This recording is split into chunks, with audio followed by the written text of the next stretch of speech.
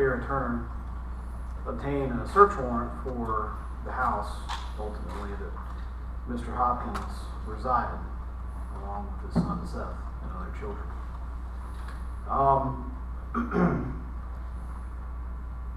Another investigator went with us, along with Fred Turner, Sarah Miller, and two crime scene and forensics people, Ari Davis and Chase McDaniel, making 5 of us there.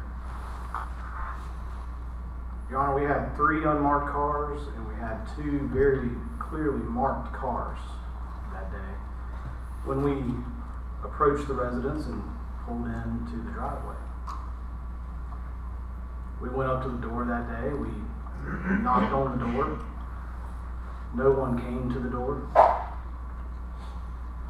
We knocked on the door again. And we weren't met that day, Your Honor, with a person as if someone knocked on your door or my door. We were met with bullets coming out of the door. And I'm fortunate to be standing here. There's some that aren't. There's some that have been through a lot of pain and suffering to be here today. When Mr. Hopkins came out on the porch that day, he moved. He was not infirm. He was not invalid. He didn't come rolling out of the house like it was a convalescent home. He came out on his own free will. On his own 2 feet, holding a rifle, shooting at us over and over and over for an extensive period of time. We weren't there, Your Honor, to kick his door down. We weren't dressed as such. We were wearing black polo shirts, green pants. I didn't even have boots on that day, so there's no way that I looked like an NBA regular. I had tennis shoes on.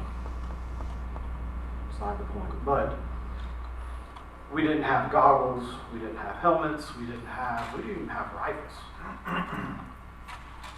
We never pulled our guns out until after bullets came out of the door. He came out. So there was no SWAT team there to quote unquote attack this person, attack this house. It's not how that happened, Your Honor. We were just there to do our job. And as we discussed before in the stand your ground hearing, Your Honor,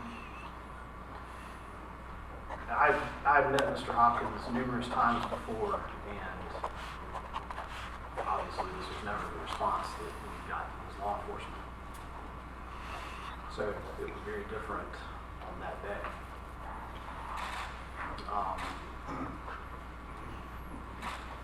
After we were there, and Farrah was shot initially along with Sarah, I couldn't find Sarah, but I could see Farrah as she lay motionless at the bottom of his stairs as he came out of the house to attempt to shoot at her again, but he was not able to, and he went back inside. And as I sit up against the front of the house, looking at Farrah, he shot her again as she lay motionless, defenseless. She didn't have a gun in her hand. She was laying on her stomach.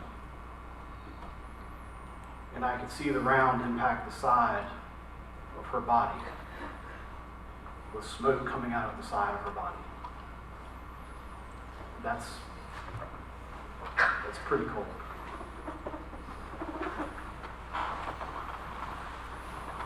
After calling for help, and numerous other people that are here that came, responded to that call for help. You hear sirens coming, and then there was a loud crash, which ultimately was Mr. Williamson that you'll hear from. He didn't know what he was coming to, just that he was coming to help. And he had to suffer for that. He didn't have a gun out.